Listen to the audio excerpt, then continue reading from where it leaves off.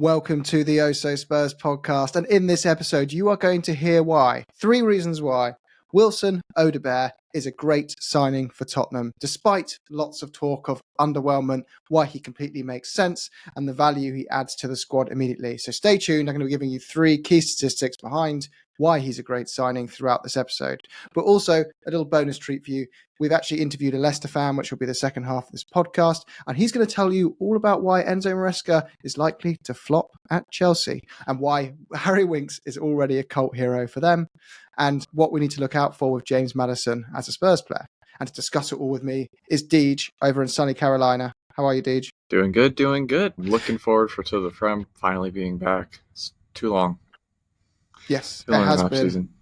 But before we get on to that, I think we've got something else that's top of everyone's mind. We've finally got the first dribbly winger since Aaron Lennon, right? In Wilson Odobert. And you've got some stats behind him, but just so people know a bit about his profile, he's a winger who can also play as a 10. He's 19 years old, so he fits the profile of what we've been looking for, and he can qualify to become a homegrown player if he does 2 more years in the Premier League at Tottenham. So he ticks a lot of boxes for Spurs. But I think most people will be looking, Deej, won't they, at more along the lines of, does he add value to the squad today? And in your opinion, does he add value to the squad today, or is he a signing for coming seasons? So I think that question, I think that the answer is both, and I'll give you my reason why. It's because all the way back at the start of the transfer window, I mentioned the problem that Tottenham would have when looking for a new left winger, which was that you would need to have someone who would be okay coming in for a few years under Son, because, I mean, as much as Son might not be the player he was a couple seasons ago, he's still, in my opinion, world-class, deserves to start most game weeks. So you need to have someone who you think has the potential to be able to be the Son replacement in the future, while also having the current skill level to be able to play meaningful minutes in things like the Europa League, or if Son runs out of gas or something like that. And also needs to be willing to take a secondary role in the first couple of seasons, which is why I was so excited that Tottenham were linked to someone like Desiree Doué, who is the younger profile, same as Odobert, that I think that we really needed. And I think that while this wasn't necessarily someone that I had on the top of my list, I think I probably overlooked him a bit because Burnley as a whole were so bad, which means that you can't necessarily hold some of his negative statistics against him. Or at least that's how I'm going to choose to look at it. And that makes his positive statistics so much more exciting. Namely his, I'm sure everyone has seen by now, his progressive carries and his successful take-ons are in the top percentages. Though, word of warning when looking at those big green lines, those are versus midfielders and forwards, when I think he'll be profiling more in our squad as a winger. And I think his numbers are good, but they're not like 99th percentile good that they look like when you first open his scouting report. If they were that good, then I think that there would have been a much larger bidding war for him this summer. Yeah, well, oh God, sorry, carry on.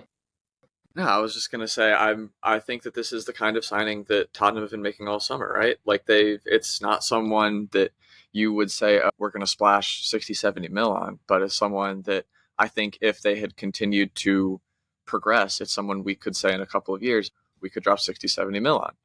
This stat has been shared by everyone, but I'm going to read it out again. The most successful dribbles by teenagers in Europe's top 5 leagues last season. Number 1, Lamine Yamal, obviously ridiculous. Number 2, Brajan Gruda, Brajan, I don't know how to pronounce his first name, but he just went to Brighton. And obviously we all know how Brighton's scouting is. 3, Desiree Doué, who I've talked about before. And then number 4, as you all know by now, Wilson Odobert, playing for a relegated Burnley side. He was, by looking at their stats on Football Reference, he wasn't just a great progressive carrier, according to everyone, he was also the main progressive carrier for Burnley. And I think that speaks higher of his progressive ability than the stats you can see on the scouting report page. I think that obviously he's young. Questions have been asked of his decision-making, but that's something that you're going to learn with time, especially when you're in a system like Ange's, where I would say, probably have to think less as a winger, because your job is beat man, cross ball low. And he is someone who, for the first time in a while, we have a winger who can do that first thing pretty well.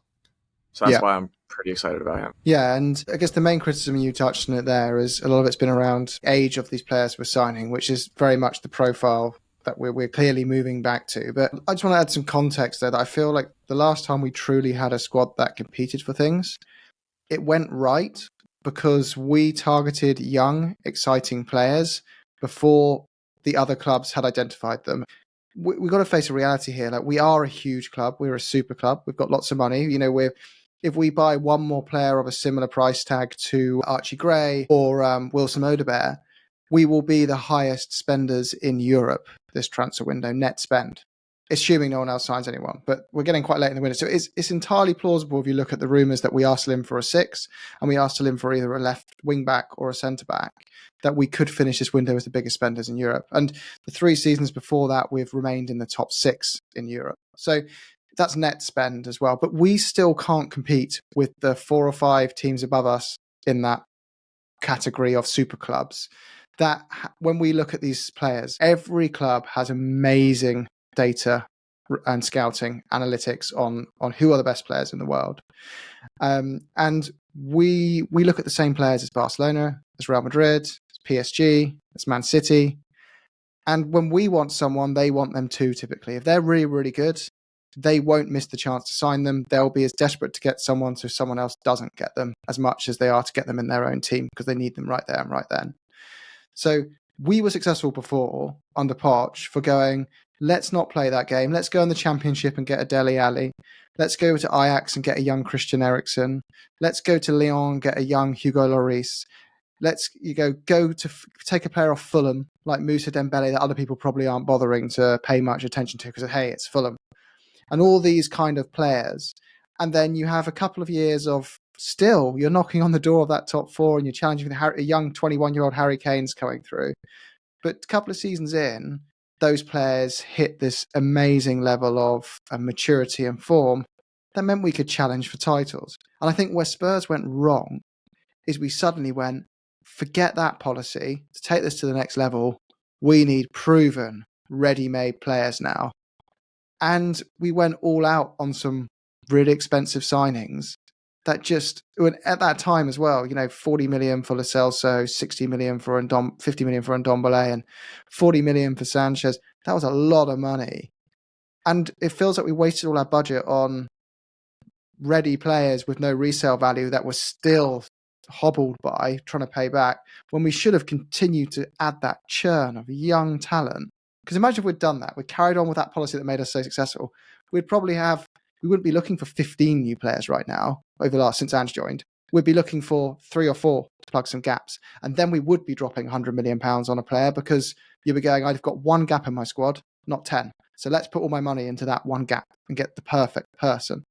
Whereas we're spreading over loads and loads of gaps in our squad. And we're nearly there. We're a wing back, a centre back, and a 6 away from a very complete squad now. Yeah, I would push back a little bit on the idea that we went too far away from that, because Ndombele was 22 when we bought him, so it's not like true. he was a finished product. He was just like one of the. I think that part of the reason is that we did the buying young players really well at a time where not as many clubs were looking at it. Where now you're looking at someone like United are dropping 60 million on Lenny Yoro, who got a year left on his deal and is is still like a teenager, I think, 20 at most. So it's part of the reason that I think that we've kind of lost track, is that people are now looking at that young players in top 5 leagues where and starting to buy those players up. Like we've seen it with Camavinga going to Real Madrid. We've seen like Lenny Yoro, for example, even kind of Haaland to Dortmund with basically a pre-agreement to go to City in a few years. And not to mention, obviously, Jude Bellingham, who's been to all over the place, and he's still young by conventional standards. So I think part of the thing is that we've had to start looking further for those players that we want to sign that fit the profile, which isn't necessarily a bad thing. It just means that they're not going to be the kinds of people that you hear lots of rumors about on TalkSport. And I think that that's perfectly okay. Because I was thinking about this, and I've seen people bring it up. Odobert had a relatively similar season at a middle to bottom Ligue 1 club that he had at Burnley. He probably would have had more success because Ligue 1 doesn't have as strong of a competition as the Premier League does top to bottom. So he probably would have had better counting stats, like goals and assists and whatnot. And then who knows? Maybe that's the £50 million player that comes in from that everyone is saying is up next. But because he played on a team that was just clearly outclassed in Burnley, a team that had good ideas but couldn't quite needed a level of technical superiority that they had in the Championship but didn't quite have in the Premier League, and someone who still managed to, I think, look pretty good throughout it. I can't say that I have like a detailed scouting report on him, but I did watch several Burnley games, and I do remember coming away impressed with him in general. He doesn't necessarily have a name you forget either. So, I mean, I'm not going to come out and say that he's going to be the Son replacement. But that is kind of I think that's the idea behind buying him. He's someone who has Premier League experience, which everyone always wants, but never wants to pay for. He is young. You mentioned he's homegrown. That's huge because we have a couple of issues with listing squads for the Premier League if we buy too many more non-homegrown players. So that's a huge plus for us specifically. And he still does have the ability to work now. Like I said, he's got the Premier League experience. It's not like he's coming in fresh. Yeah, I completely agree with you.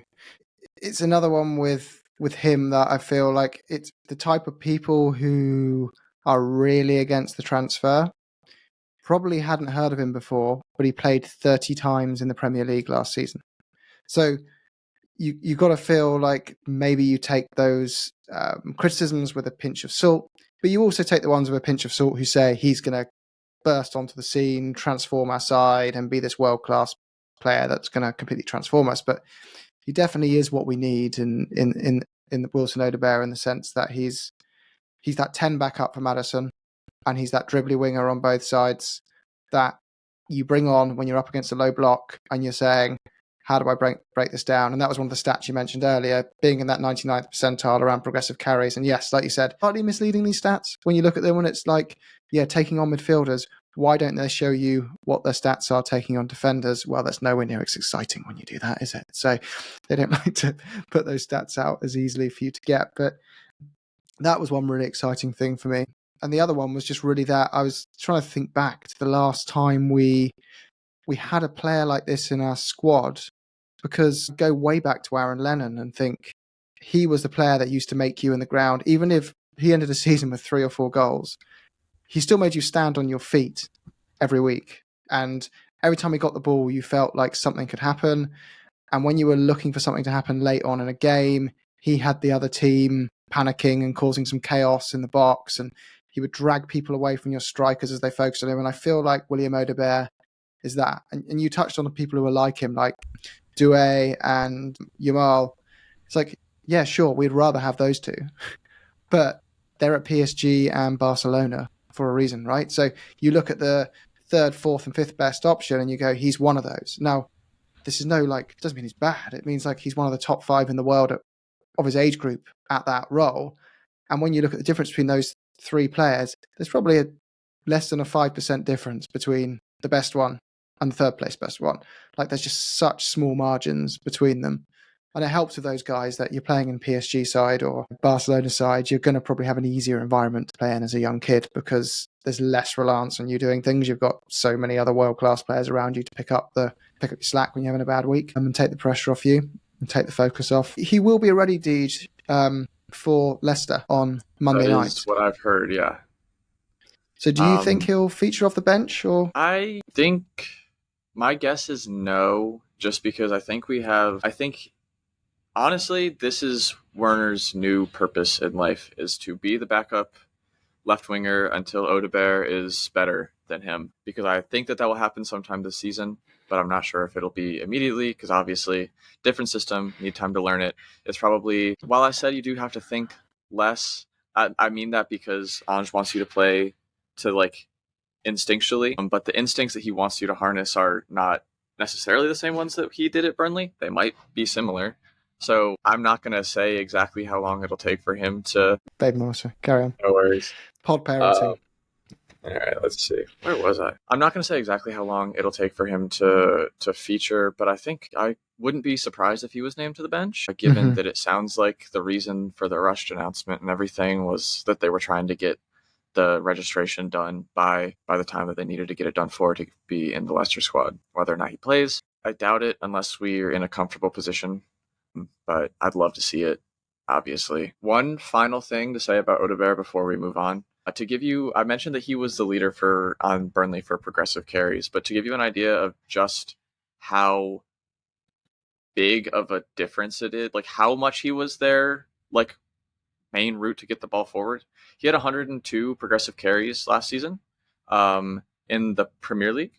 The second highest on the squad was Sander Berge, who is a deep lying midfielder with 64. So he had almost double the next highest player on Burnley's entire squad. So Wow. that should give you an idea of how much they trusted him to that dribbling ability that we have kind of lacked so far, I'd say. Yeah. Also, he's fast as hell. We're signing some really quick players, and it's all to do with that high line, obviously, isn't it? And the way Ange plays, Yeah. But it's so nice that it makes me go into this season with a little bit more confidence that when we do lose the ball in the final third, you're not completely reliant on Mickey van der Ven on his own to track back. You're saying, wait a second, we've got 2 or 3 very quick players who can get back and support him or be there to help defend.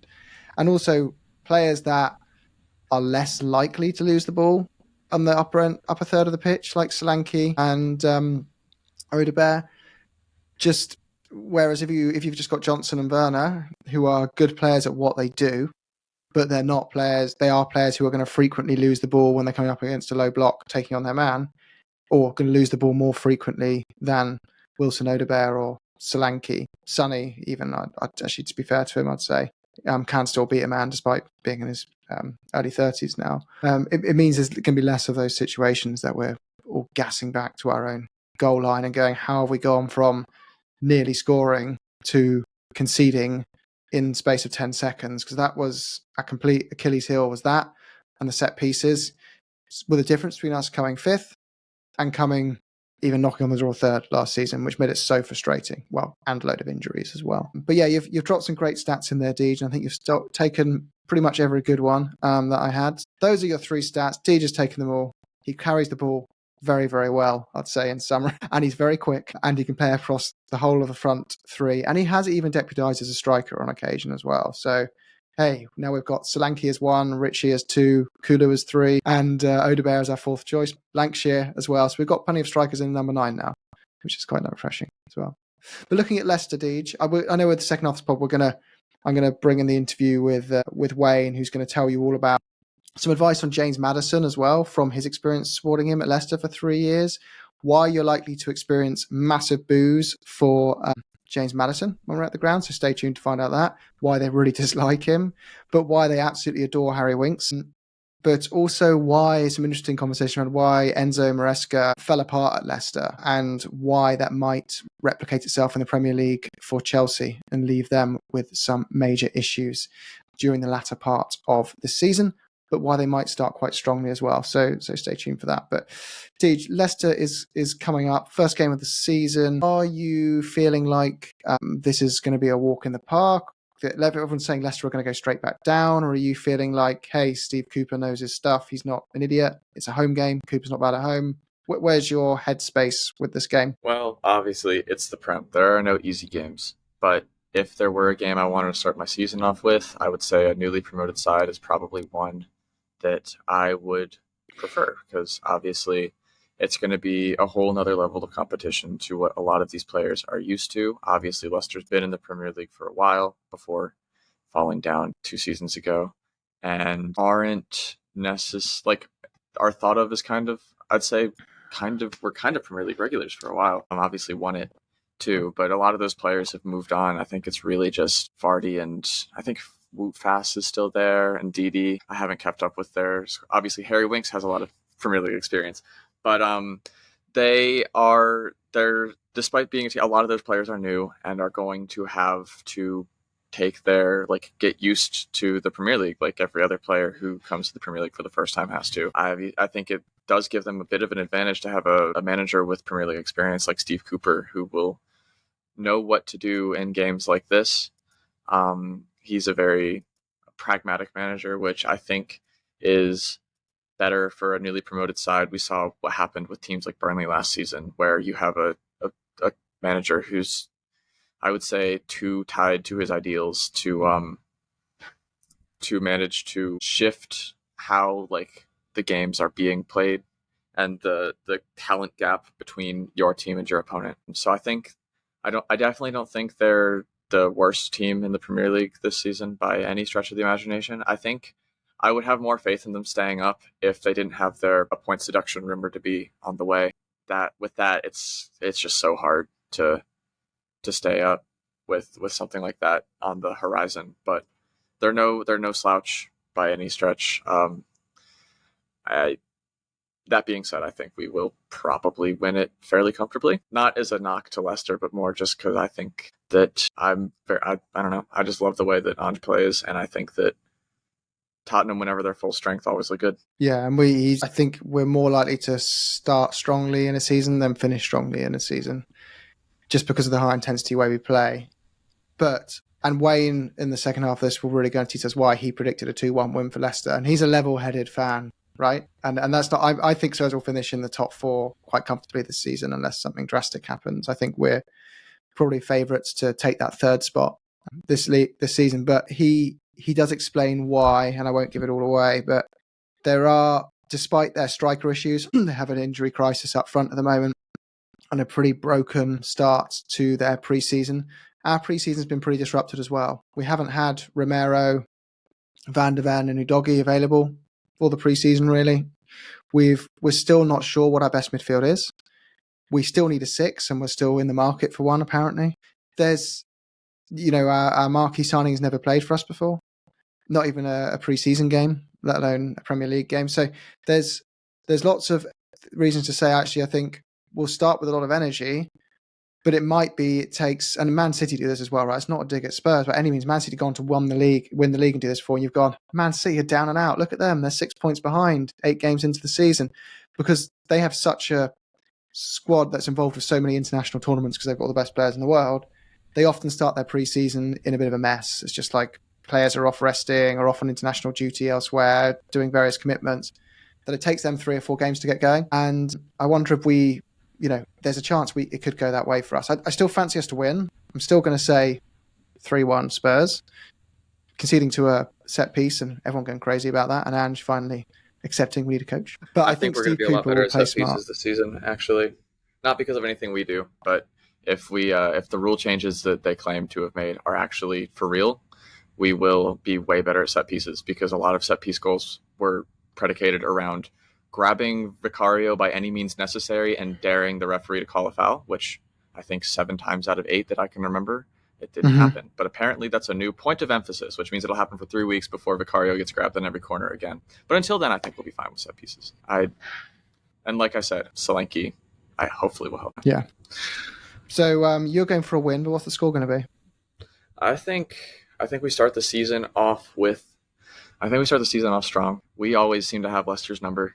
And I know that that's not really anything but vibes, but, sometimes that's what the game's about. So I'm going to go with a 4-1 win, just because I don't see us keeping a clean sheet. I think we'll probably, honestly, we might even concede first. That would send Twitter be a fun place for those, I think, 5-10 minutes before we're behind. But I think Solanke grabs at least 1. I'm going to say he grabs 2. I think Son grabs 1. And I think that the last goal is scored by James Maddison, because I think it would be funny. And actually, Wayne talks about this as to why Maddison is likely to be our man of the match against Leicester. So that was quite interesting. And he did convince me to feel the same about that. And Johnny actually wanted us to read out his prediction for the game as well, didn't he? Which, of course, includes his famous double header, which after 30, I believe, predictions, it may well come true. But his prediction was, my prediction is a 3-1 win to Spurs, Solanke, Maddison and Bergvall double header. Strong choice of Bergvall on the header there. But I think Johnny's just jealous of those blonde locks that Bergvall has. But I really hope we see at least one of these new signings in Gray or Bergvall starting. It'd be really nice. And Solanke, of course, I really, really hope he stays. There's no reason he starts. It'd be a big shame if, despite Kulu doing great in pre-season as a 9, when he finally did get a run there, but I still want Solanke to start as a 9. That would be nice to see. And it's interesting. I'm thinking Werner is dropping further and further down the pecking order as every week of the transfer window passes, which will make a lot of people happy. But anyway, I'm going to go 3-1 Spurs as well, actually. Right, so roll on Leicester. And now we're going to go to the second half of the pod, which is an interview with Wayne, Leicester City season ticket holder. He's going to tell you all about the reasons why James Maddison's going to be man of the match. Leicester have a fighting chance of getting something out of the game. There's going to be big boos for Maddison, but big cheers for Harry Winks, and why he's already a cult hero. But also give us some insight into the lineup we can expect and the players to watch for Leicester, but also where their weaknesses and gaps are that Spurs could potentially exploit. So, hey, maybe you want to know if you're FPL team, or maybe you just want to know because you're a betting person, or you just want to know because you want to know. But stay tuned. We'll cut over to that now. Wayne, we'll start with you. It's the first game of the season, and it's a funny one. I think most of the pundits have Leicester rooted to the bottom of the table in their predictions. It all feels very doom and gloom with PSR, FFP, and those sanctions. But how are you feeling going into the season? Is that over the top negativity in your view? Are you guys, feeling like you've got a good chance of staying up this year? So if you look with the old head and the heart thing, obviously everyone's heart is, yes, we're absolutely going to stay up, but the heart is rooted firmly on 17th place. Even in the depth of our heart with our blue tinted glasses on, I can't see us really getting any further up than that. So, and if you're with your head, even though we don't like to say it, it's going to be a right tough old season to watch this season. So, it's not being pessimistic. It's just everything right now seems to be going against us. We did have a fantastic season last season under Enzo by default in where we finished. But actually, if you look at how it happened, first half was great. Fresh to have a new manager, one of the disciples of Pep at the helm, and we could see straight away what he was trying to do. We had an identity the way he played. And then as teams sort of, sort us out and knew how we were going to play and what our style was, and the fact that we never adapted beyond plan A, they found us out. And, whereas we would tire out teams and then at the end we would then almost pulverize them, if that was a term, by the end of it, we just didn't tire out teams. They knew how we were playing. They knew about our high press. They knew about, our inverted fullbacks. They just knew how we were playing, and they would play high, and they would attack us. And once they got past our back four that were high in, they were behind us, and that was it. So, the telltale signs were beginning to come in at the end of the season, and then obviously Enzo is gone. And we've really got our sort of third choice manager in under Stevie Cooper, and everything that could have gone wrong in terms of trying to build confidence, it's just knocked us. So we've had a pretty poor pre-season. We are desperate against you for strikers. We've only really got one fit striker in Tom Cannon, who doesn't seem to be first choice for Steve Cooper. And in fact, I think he wants to his preference would be to send him out on loan. And we just can't get anyone in. Our signings, we've got the guy from Brighton, Buonanotte, who's a number 10, we've been crying out for a number 10 for whole season. When you stole Maddison from us, we've never replaced him. And we've got him, and he looks exciting. But everything else around, we just can't get a striker in. And we're struggling. And we are. So if you look at the whole season, pessimistic. 17th would be great. Stay up, rebuild for next season. And I'd just like to get this Monday out of the way because we just don't appear to be ready for you. Yeah, we're going into it probably with some overconfidence. So it could easily be one of those games. Like the stat I thought stood out of Leicester and Spurs is we've played each other, I think it's 93 times in our history, and we've never drawn 0-0. Yeah. So there's 14 goals over the last 2 fixtures. So if any team's gonna just come along and ruin our season, it typically is either Newcastle or Leicester. For some reason, you guys just love to do that. We've been there with you before in the season when you won the league. It felt like it was our turn for that moment, and you do something which happens once every 3,000 years. But there you go. But some other topics I was keen to ask you on, because you mentioned something there actually with James Maddison as well. And there's a lot of Spurs fans who have come to this realization with him. We thought we bought him off you and we were thinking, what a player. The first 10 games, he was majestic. We were like, he turned up Arsenal upside down. And then he spent the next 10 games injured. And then he spent the next 10 games seemingly in the wrong headspace, just having really poor performances. Did you have, Maddison probably better than us. Is that just how he is throughout the season? Is he a bit of a streaky type? Yeah, it's Maddison is a funny one because we left with a bit of a bitter taste in our mouths when he went, and there were a couple of reasons for that. One is he missed a penalty, which probably if he'd have put it in meant we'd have stayed up. But he also went on social media and just said we're too good to go down as a team, and was sort of a bit blasé along with others in the and we felt they just weren't putting the effort in. And it was a bit of an easy stretch for them under Brendan Rodgers at the end.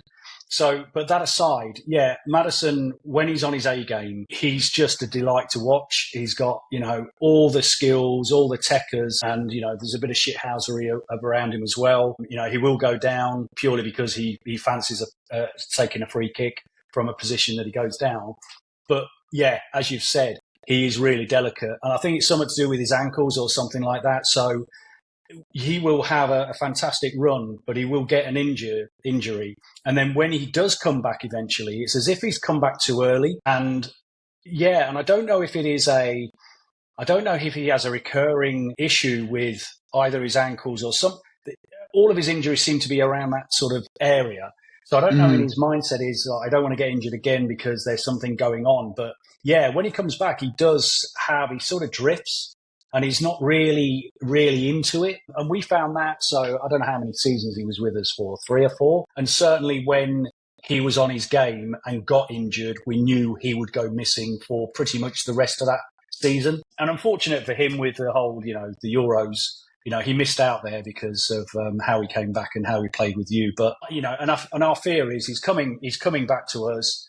I'm assuming I've not seen that he's injured, and he's going to want to prove a number of people wrong. He's going to get some stick from our crowd, no doubt.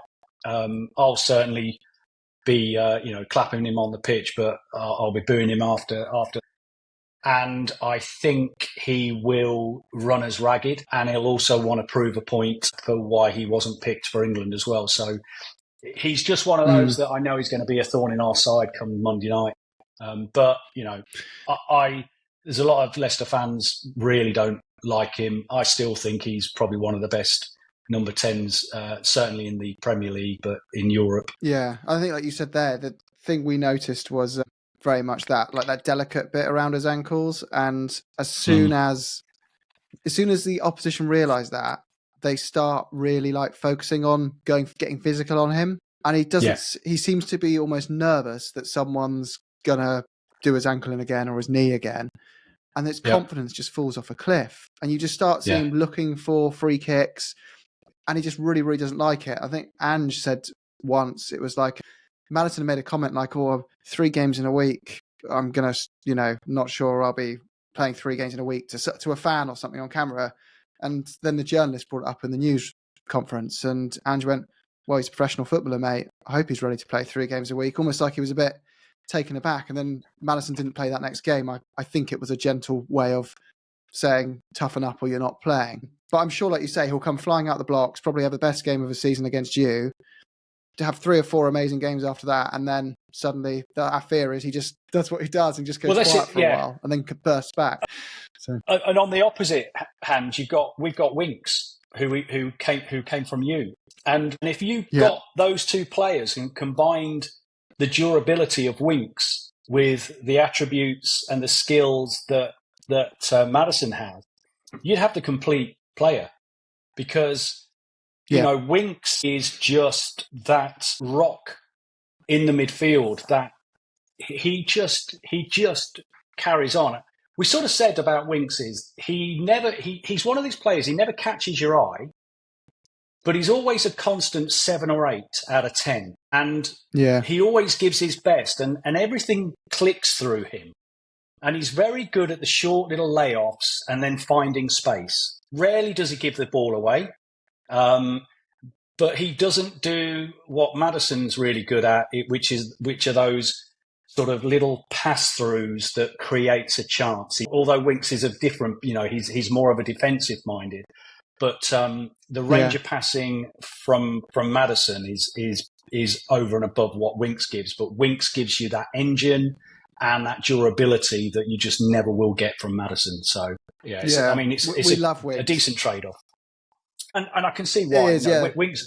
Winks is a real fan's favourite of ours. And as I say, he gives his all. It's very, very rare that you'll see Winks have a poor game. In fact, the only time I've ever seen him, in a poor game was against Lens in our last friendly. There was no one in our team gave an above sort of 2 out of 10 performance, but even then he was fine. But yeah, we love Winks. I know he's one of your academy stars, isn't he? He's come up sort of through the ranks. And, he was great. He had a bad foot injury under Mourinho era, but Mourinho, like on the first week with us, picked him out in training and said, "Who's that guy? I really like him," because his attitude was just so on the ball. And then he had a chronic issue with his foot that instead of getting surgery on because he didn't want to miss the season, he just played through the pain barrier injections every week. And then we finally got that sorted, but by then the club had kind of moved on to this new phase, and Winks wants to play every week. He is, put it into context of the type of guy he is. He was, once when I went to the ground, I was sitting down and there was a massive pylon about 5 or 6 seats down from me, and everyone realised Winks was sitting in with us supporters watching the game instead of sitting in his box, because he wanted to experience it with the fans, because he's like, I am a fan. I don't want to, I'm literally a Tottenham Hotspur fan. I love football. And you get that impression when he, I'm sure, plays for you. It's like he appreciates every second of being a professional footballer. He just loves it. Yeah. He wants to be on that pitch and to maximise every blade of grass that he's on and make the most of every minute. So he's definitely one that I think you'll see our fans are giving a massive applause to. And we all think we wish he'd made it work at Spurs, because he is...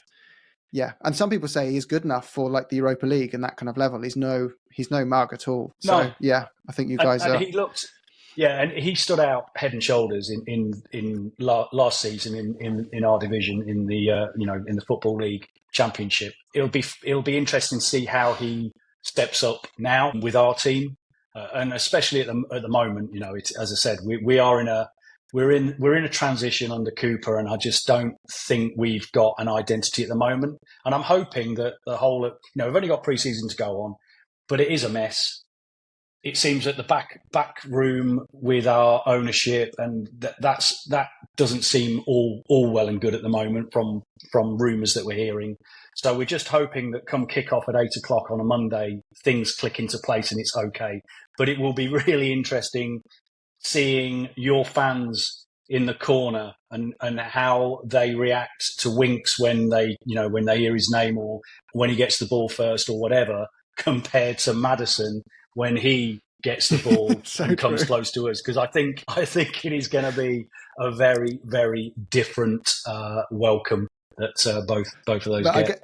I'm glad you've explained it though, because I think without the context of that, like everyone would just be saying, well, Leicester fans are a bunch of arses, aren't they? Like blah, blah, blah. But if you understand the context, that Maddison seems like he's been fluttering his eyelids with other people when he's at your club. Yeah. And like you say, just those little behavioural things that as fans you really don't appreciate. You're like, I love this club. I pour my heart, soul, time and money into it.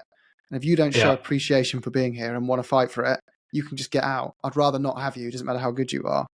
And they're kind of opposite characters in that sense. But and we have another guy you mentioned. I was going to say another thing you mentioned that wasn't on the running order, but I'm going to ask you on, was you mentioned your previous manager Enzo got found out. You said at the end of the because I remember this. You were really smashing it in the Championship, and then it kind of got a bit squeaky at times. You thought, no way, they're not going to get promoted from that position they were in. They were blowing everyone away. But Do you think he's going to succeed at Chelsea then, or do you think that was a strange appointment based on your experience of him as a manager? Do you miss him? Do you think would you have stuck with him or kept him from a Leicester perspective as well? I'm interested to know more about him. It's a difficult one with Enzo because he's so stubborn, and the fact that he is absolutely a disciple of Pep. He plays the same way. The difference is he doesn't have the players that Pep has at his disposal. So the way he wants to play is almost trying to play slow motion because, he wants to press hard and quick, and he wants to pass through the midfield, and he has these inverted fullbacks that then creates the space for the midfield to then pass through, and then use the wingers to come in and at Man City, when they play it and they play it at speed, it's a beautiful thing to see. But even Man City fans, when you talk to them, it's like they are bored most of the time with how they play.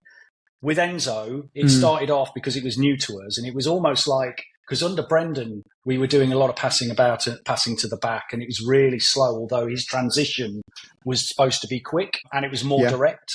With Enzo, it started off okay, and we were all, Enzo ball, and we would sing the songs about Enzo and all the new players. As time went on, everybody got to know that the Enzo way of playing was just plan A. He never had a plan B. He would never change it. He didn't want to change it. That was his stubbornness. So we got found out. And then, we were 17 points ahead, and slowly but surely, other teams around us like Leeds and Ipswich began to gain ground on us. And we struggled against some of those teams that were, so the bottom teams we sort of okay against, but the top teams were like beginning to find us out, and they would just have more energy, and they would pass through us and transition through us much quicker and high pressers. And our backs guys would pass to each other, and we would just sit there. I'm near the cop, so I sit opposite almost on the goal line. And if we were defending in the second half, and the ball was with us more times than it was going up to our attacking force, not that we had an attacking force as such, but it was constantly being passed backwards. And if we'd have kept with Enzo this season, we would have struggled. So I'd have probably been feeling the same. The only difference is we at least had an identity. So you sort of like, if you stuck with a plan, but we would have been a Blackburn. Blackburn, it was a similar thing. If you talk to their fans, he had one way of playing. It was too slow, didn't have the top quality players to play through presses that, attacks could do. And we would struggle. So I would still be saying 17th would under Enzo than it would now. But I think he'll do well in Chelsea because the way he plays, he's got better players to do it with. But I'm actually hoping that he crash and burns, and that come Christmas, he's out of a job just for the way that he just walked away from us just for money. But we'll see. Yeah, he seems like he's got an enormous ego, which makes him very Chelsea for me. But I think there's a similarity of what you're saying. Their weaknesses with Enzo is similar to ours of Postecoglou. People always say it's all out attack or nothing, and there's no compromising on that. And then you come up against someone with a really good defence who goes, I'll just put everyone behind the ball and then just counter you really quickly. And I've got a really good midfielder who can pick out my forwards on the break. So, and that's just the secret formula to smashing us. And that's the way you talked there was very similar to the 2015-16 season when we won the league. That was very much how we did. And I do remember Spurs on that year. Oh, well, that being was third just in a two-horse looking race. back to then. Yeah, even there, I look back. I just think it was a mixture of it was also, I can't forgot his name, goalkeeper, Schmeichel. Who, ours or yours? Just Schmeichel, having the most Kasper. Yours, yeah, Schmeichel, Kasper, having the most brilliant shot-stopping season ever, and then Vardy just being in dreamland. He's playing for his boyhood club, on the form of his life, and then you've just nailed it with this counter-attacking tactic. You had Kante as well, was probably the best ball-winning midfielder in the world at that point. And they just stayed fit so well. But I have to say, people always say Leicester got whatever, there was some fortune or whatever, how things aligned, but you've had the worst luck in the world since. And you get hit by COVID worse than most because your owner's in the travel industry and retail industry. Then he dies in a helicopter crash, and he was a great owner. And then you have this PSR clampdown at the worst moment during your relegation. Now, like you said, you've come back up and Chelsea have taken Dewsbury Hall and your manager off you and left you in a really, really difficult situation just as things are back on the up again. So it just feels like the awful luck for a massive football club having to ride those waves. Yeah, and we, as fans, we're all fickle, right? And we really appreciate the good times when they happen. And, as fans of Leicester, we really thought at that time with our ownership, everything. Look, we never expected to win the league, and still to this day, you have to pinch yourself that it happened. And if I could live that whole season again, standing in the stands, you're just waiting for the bubble to burst, and it never did.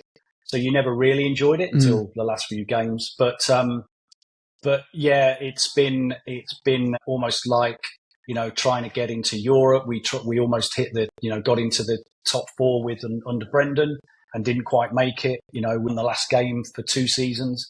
So, and since then it's just been going down and spiraling down, and we are sort of where we are now. And I think as fans, we can sort of appreciate where we are now, and we're just trying to rebuild. But as I say, this season, over any season that's come, there's just this feeling that we just want to get it over and done with. We've got these, the PSR or whatever, the points that are going to be taken off us. We've heard now that that's not going to be probably until the new year. And, we just want to know where we stand and to just get through it and hope that we win as many games as we can at home, and we put up a good fight away, because Steve Cooper has not got a great record for away games. We saw that with Forest, so we're not expecting too much. Yeah, I mean, bring it on, and we'll just have to live through it as we always do. Yeah, well, as anyone who can get belief back in the community, Cooper's good at that as well. He is a good man. He was very loyal to Forest, even when he was in a position where he could have left them before, obviously, he was asked to leave. But I think I can't help but think there's a little bit of strategic planning with Leicester of like, he will get us promoted again. Let's plan ahead. Let's just accept this will be good if we stay up, but it's less likely. If we go down to this point deduction, Cooper will be the right man to get us straight back up again and actually be in a position to stay in that time, rather than just being in this weird, uncertain spot that you're in at the moment. There's always, I think, one thing that transpires against as well is the fact that the other teams around you, you're always looking at how good you are, but you're also looking for weakness in other teams. And of all the teams that have come up, Southampton have done some good business and have actually made their squad stronger. Ipswich, when you look at what they're doing right now, I mean, they are really going for it. They had they've got, they seem to have a really good infrastructure behind them. They haven't got the PSR issues that obviously we have, that we brought down with us. But they're really investing well. And you look at them, and then you're looking at Everton maybe struggling, Forest maybe struggling, and then Bournemouth are like they're spending well. So, all the other teams, as we are finding ourselves struggling and like not having an identity, not being able to get many people through the door and to make us a better and more successful looking first 11, let alone a squad, everyone else is raising the bar and we seem to be falling further behind. So, and again, that makes for a more pessimistic outlook for the season. Yeah. Well, we always finish the guest interviews with a prediction, though, Wayne. So you've got to give us a prediction on the result on Monday night and also your league place. 4-0 Leicester. This season. 4-0 Leicester, straight out. All right. I laugh, but yeah, people have said this about this season. Spurs could... God, sorry. You go. No, after all I've said, I'm actually going for a 2-1 Leicester win because of what I've said. Like, yeah, Cooper could sit back on the counter. You're playing at home, and we've definitely got weaknesses that can be exploited. And your preseason hasn't been great, but ours, we haven't once had even 2/3 of the squad together because of the internationals. So Van de Ven, Romero, and Udogie, who are three of our back four, haven't played together in pre-season. So there's weaknesses to exploit there for sure. But you got someone who's been on the laughing gas, so he can't play either. So I just hope all your team get on it before kickoff. That'd be nice. That'll help us. Well, thanks very much for joining, Wayne. Appreciate it. And not good luck to you on Monday. Thanks for inviting me. Good luck to you for the rest of the season. Cheers, mate. Yeah, absolutely. Look forward to it. All right.